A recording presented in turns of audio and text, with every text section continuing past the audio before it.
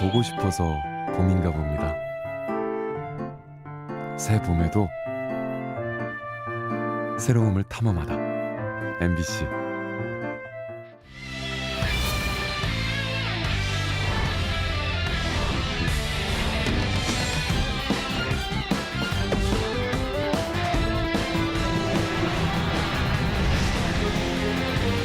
충북 도지사 선거에서 김영환 전 장관까지 가세하며 국민의힘 공천 경쟁이 치열합니다.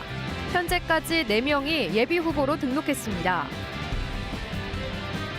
청주 산부인과 화재와 관련해 국과수 합동 감식이 진행됐습니다. 주차장 열선을 시험 가동하자 5분 만에 불이 났다는 관계자의 진술도 나왔습니다. 중앙선 복선화로 제천에도 고속열차 시대가 열린 지 1년이 지났습니다. 접근성이 개선되며 관광과 산업에도 청신호가 켜졌습니다. 도내 지역대학의 교육비 투자가 갈수록 위축되고 있습니다. 학생 1인당 교육비가 전국 평균을 밑돌았습니다. 여러분 안녕하십니까? 계속해서 뉴스투데이 충북 소식입니다.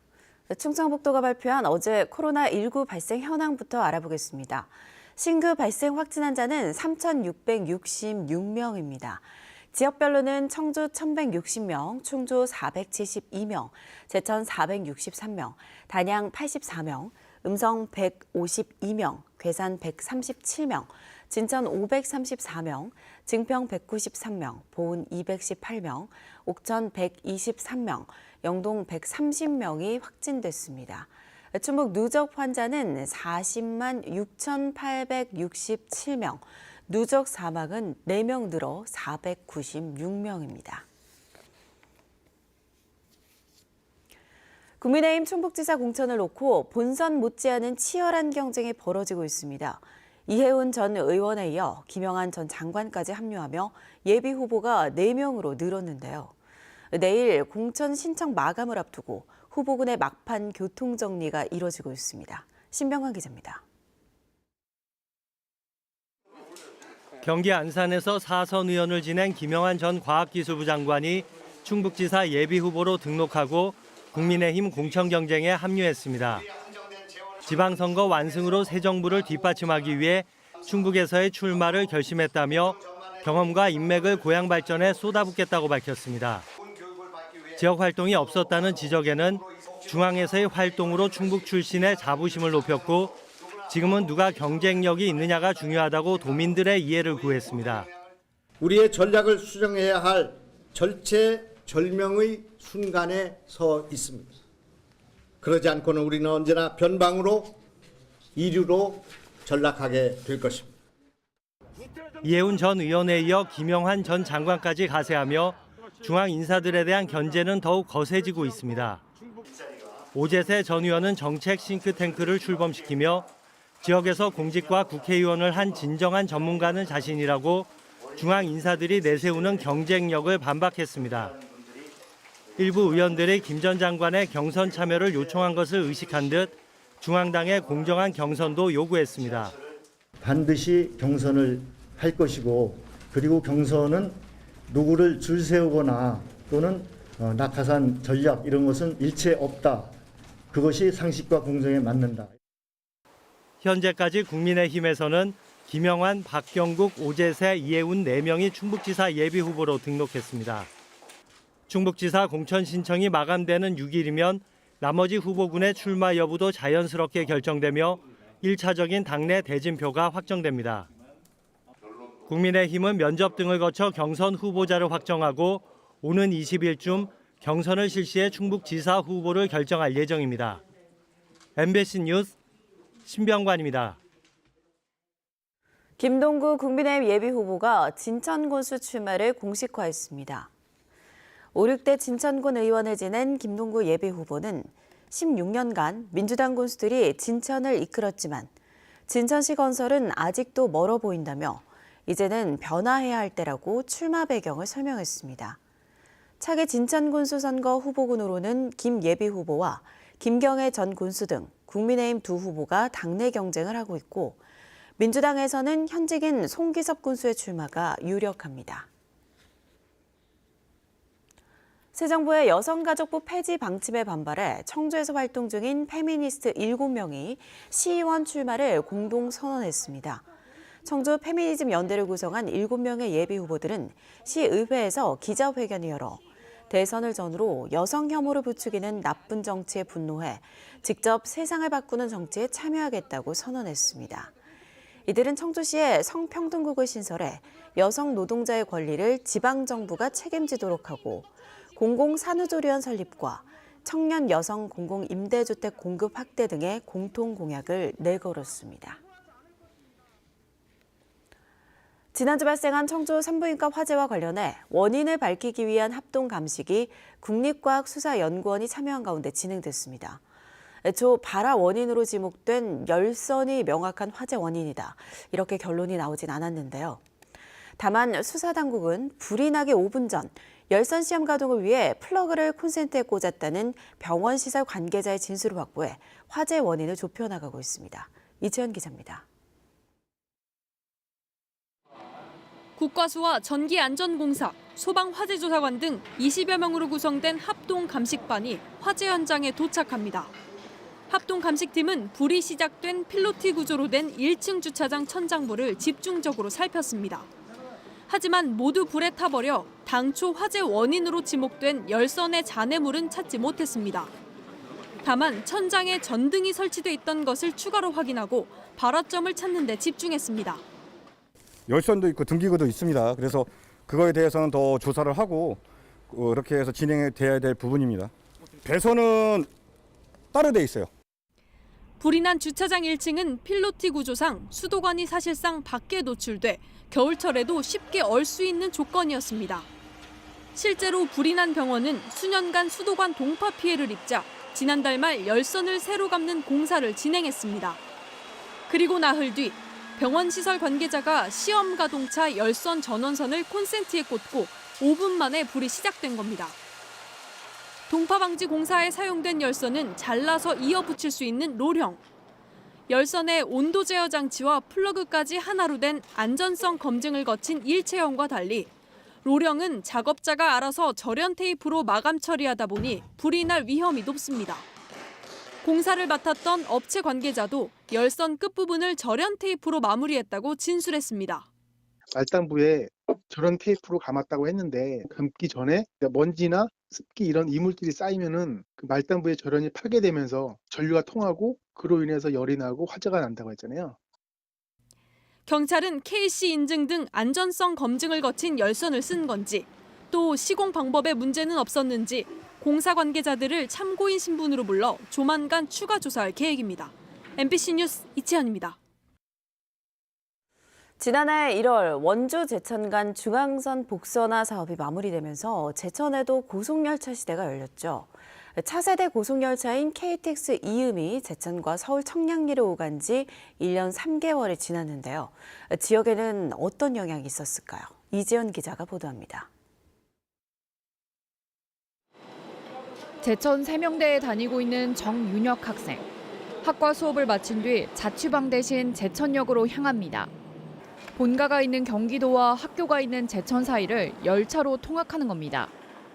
버스는 교통체증 때문에 무궁화호나 누리호는 열차 이용 시간만 2시간 가까이 걸려 엄두를 내지 못했지만 고속열차가 도입되면서 부담이 크게 줄었습니다. 지난해부터 KTX 이음이 다니면서 제천에서 서울 청량리까지 1시간 6분이면 갈 수 있기 때문입니다. 원주역까지 한 40분에서 45분 걸려가지고 피곤하다 이랬는데 KTX 타면 15분이면 원주까지 가서 이제 벌써 원주네 이러고 이제 또 좀 핸드폰 하다 보면 바로 청량리 도착해서 시간이 엄청 단축된 것 같아요. 수도권과 접근성이 높아지면서 기업 유치도 탄력을 받았습니다. 왕암동에 조성 중인 제3산업단지는 목표보다 빠르게 분양률 90%를 넘겼습니다. 현재 있는 공장에 있는 직원들을 일부를 지금 제천으로 같이 이동하는 그런 결정을 하게 되었는데 이동하는 직원들이 그 접근하기에 굉장히 좋은 계기가 됐던 거죠. 제천역도 활기를 띠고 있습니다. 코로나 여파로 2020년 83만 명까지 떨어진 제천역 이용객은 KTX 이음 개통 이후 117만 명을 넘어섰는데 늘어난 34만 명의 91%는 KTX 이음을 이용했습니다. 관광객 유입 효과도 봤습니다. 지역 여행지를 둘러보는 관광택시 이용객이 5배 증가했는데 이 중 41%는 고속열차 연계 상품을 구매한 것으로 나타났습니다. 제천시는 2024년 말 개통하는 안동 영천 간 복선화 사업이 끝나면 신경주부터 수도권을 잇는 철도 교통의 중심지가 될 것으로 내다보고 있습니다. 투자 이치로 안정된 일자리 창출에 노력하고 있으며 인구 유입을 위한 공공임대주택 및 신규 아파트 건립과 더불어 주택자금 지원 사업 등 다양한 지원 시책을 통해 정주 여건을 개선해 나갈 계획입니다. 일자리, 관광, 주거까지 광범위하게 영향을 끼치는 교통의 힘. 좋아진 접근성이 인구의 역외 유출로 이어질 거란 우려도 있어 정주 여건 개선은 과제로 남아 있습니다. MBC 뉴스 이지연입니다. 도내 대학의 학생 교육비 투자가 갈수록 위축되고 있습니다. 학생 1인당 교육비를 따져봤더니 전국 평균에도 미치지 못하고 있습니다. 수도권 대학과의 격차가 점점 벌어지고 있습니다. 김영일 기자입니다. 신입생 충원율이 2년 연속 60%대에 그친 지역의 한 사립대학교. 대학 경쟁력을 높이기 위해 지난해 대대적인 구조조정에도 나서봤지만 학생들은 체감하기 어렵습니다. 무엇보다 장학금이 불만입니다. 국립대 다닌 친구들이 많아서 들어보면 좀 많이 떨어지긴 해요. 성적 장학금부터 해가지고 좀 많이 떨어지는 것 같아요. 노후된 강의실도 아쉽습니다. 저희 학교는 좀 시설에 대해서 뭐 칠판이나 의자 같은 경우에는 살짝 좀 아쉬운 부분이 있죠. 좀 새 걸로 이제 좀 개선해야 되지 않나. 교육비 투자가 줄고 있기 때문입니다. 이 학교를 포함해 2020년 기준으로 충북 4년제 대학 12곳에서 학생 성장을 위해 쓴 1인당 교육비는 평균 1,340만 원. 전국 대학 평균인 1,679만 원보다도 300만 원 이상 적습니다. 충북대와 건국대 글로컬 캠퍼스 단 2곳만 전국 평균을 웃돌았고 1,000만 원이 안 되는 대학도 있었습니다. 1인당 교육비가 늘어나게 되면 등록금을 납부하는 거에 비해서 직접적으로나 간접적으로나 학생들에게는 혜택이 돌아가는 부분이라고 보시면 될 것 같습니다. 학생 1인당 교육비는 전국적으로 늘고 있는 추세지만 충북에서는 지역 대학 중 절반이 1년 전보다 줄었습니다. 학생 감소로 등록금 수입이 줄면서 투자가 위축되는 악순환이 이어지고 있습니다. 일단은 수입이 감소하지 않습니까? 수입이 줄면 이 부분도 줄 수밖에 없는 거죠. 결국 따지고 보면 계속 올라갈 수밖에 없거든요. 기부금을 비롯한 외부 지원금이 줄어든 것도 한 요인입니다. 사실 기업 업체나 대기업 같은 데서 기부를 하잖아요. 지방은 그게 이제 쉽지 않죠. 지방하고 수도권하고는 비교 자체가 그렇죠.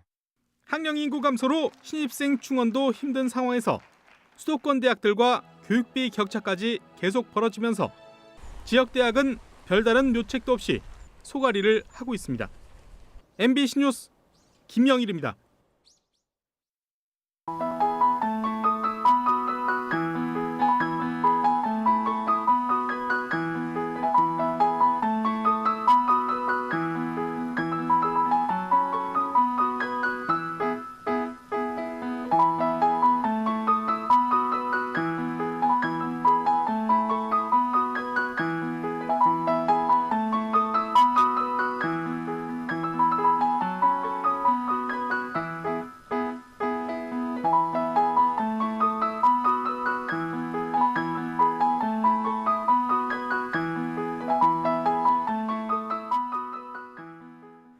충청북도 보건환경연구원이 모기 매개 감염병에 선제적으로 대응하기 위해 오는 10월까지 일본 뇌염, 말라리아 등 감염병 매개 모기 감시에 나섭니다. 지난해 모기 매개 감염병 환자가 발생한 청주와 충주, 옥천의 우사 3곳에 모기 채집 장치를 설치해 모기 개체수와 밀도를 조사합니다.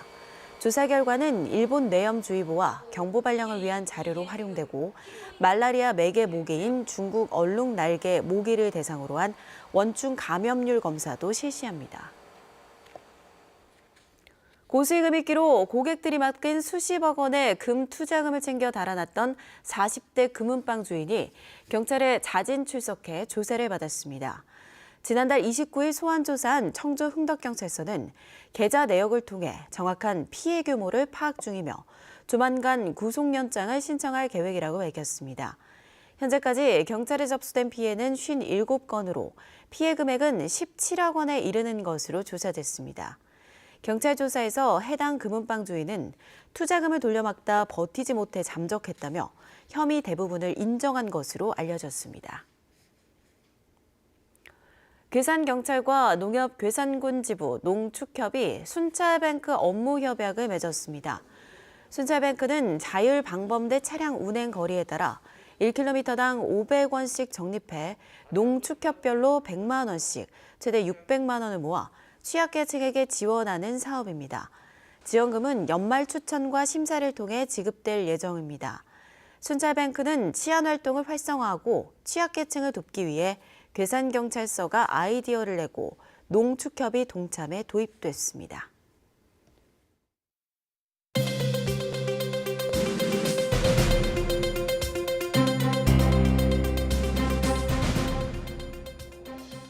괴산군이 메가폴리스 산업단지 추진 의지를 굳히며 법적 대응을 시사했습니다. 괴산군은 산업단지 반대대책위원회가 군수와 공무원, 찬성 주민들을 지속해서 비방하고 허위 사실을 유포하고 있다며 행위를 지속할 경우 법적 대응에 나서겠다고 밝혔습니다. 괴산군 사리면의 민관 합동 개발 방식으로 추진되는 메가폴리스 산단은 폐기물 매립장 문제를 제기하며 백지화를 요구하는 대책위와 경제 활성화를 이유로 찬성하는 유치위, 괴산군이 대립하고 있습니다. 증평군이 식목일을 맞아 묘목 1,700여 그루 무료 나눔 행사를 엽니다. 식목일인 오늘 오전 9시 30분부터 증평 군립도서관 앞에서 진행하며 호두와 밤, 대추나무 묘목을 한 사람당 3그루까지 선착순으로 나눠줍니다. 이번 행사는 탕소 중립 실천과 산불에 대한 경각심을 높이기 위해 마련됐습니다. 청주 목련공원이 관내외 사망자 처리 비중을 대폭 조정합니다. 청주시 시설관리공단은 한동안 밀려있던 관내 사망자들의 화장 수요가 어느 정도 처리됐다고 판단해 하루 전체 6%, 3건까지 줄였던 관내 사망자 처리 비중을 18건, 40%까지 확대한다고 밝혔습니다. 코로나 사망자 급증에 따라 지난 3일부터 개장 6월 처리도 전면 중단해 관내 사망자 처리는 하루 27건, 60% 선을 유지하기로 했습니다. 청주 목련공원은 개장 화장에 집중되는 청명과 한식에도 일반 화장 업무만 진행합니다. 제천시가 농업용 클로렐라 배양에 성공했습니다. 제천시 농업기술센터는 작물 생육을 촉진하고 저장 기간을 늘릴 수 있는 농업용 클로렐라를 대량 배양해 오는 9월 말까지 농업인에게 무료로 보급한다고 밝혔습니다. 수량은 20톤으로 제천의 농지대장을 등록한 잎채소류, 과수 농가가 대상입니다. 농가별 보급 수량은 농사 규모에 따라 차등 지급됩니다. 농업용 클로렐라를 받기 원하는 농업인은 농기센터 농업미생물실을 방문해 신청하면 됩니다. 뉴스데이 충북 소식 모두 마칩니다. 고맙습니다.